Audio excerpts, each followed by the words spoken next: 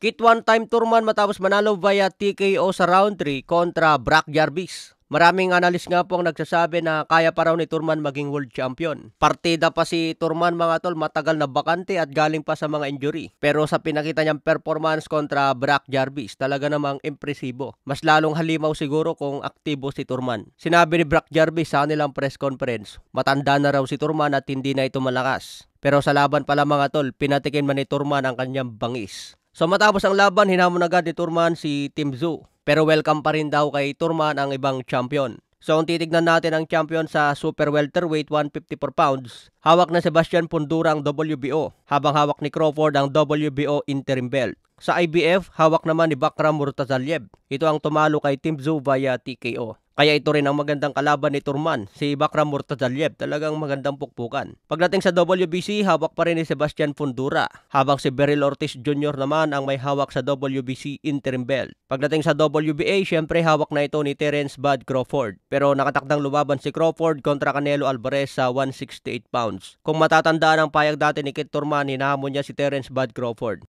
What's up, bud? What's good, son? My face, it won't look like that. Why, Keith? Why? Let's go, bud. Let's go, champ. Let's go.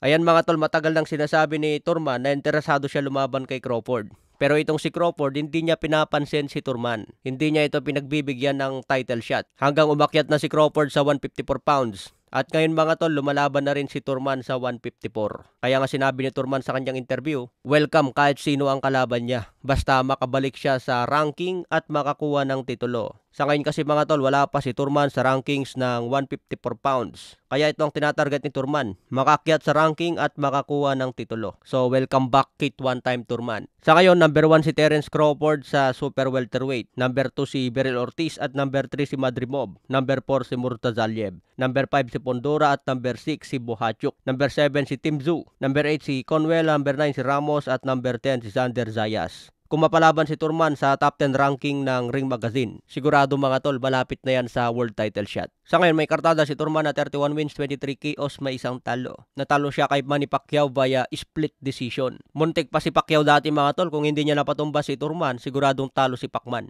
Kung hindi, baka undefeated pa rin si Kit Turman hanggang sa ngayon. Kaya iba pa rin ang lakas ng ating pambansang kamao Manny Pacquiao. Sa edad na 40, tinalo niya ang isang Kit one-time Turman na napakalupit. Dating number 1 sa welterweight si Turman mga tol. Nagkaroon lang ito ng maraming injuries. Samantala, laban ni The Monster na Oya Inoue, dedepensahan niya ang kanyang 4 na titulo kontra Cardenas ngayong May 4. Lalaban na ulit si Oya Inoue sa Las Vegas. Huling laban ni Inoue sa Amerika kontra sa ating kababayan na si Michael Dasmariñas. Sa iba pang balita, Mauricio Lara nagpositive sa bawal na gamot. Kaya banned ng 2 taon si Mauricio Lara. Nagpositive siya sa gamot sa naging laban niya kay Leywood.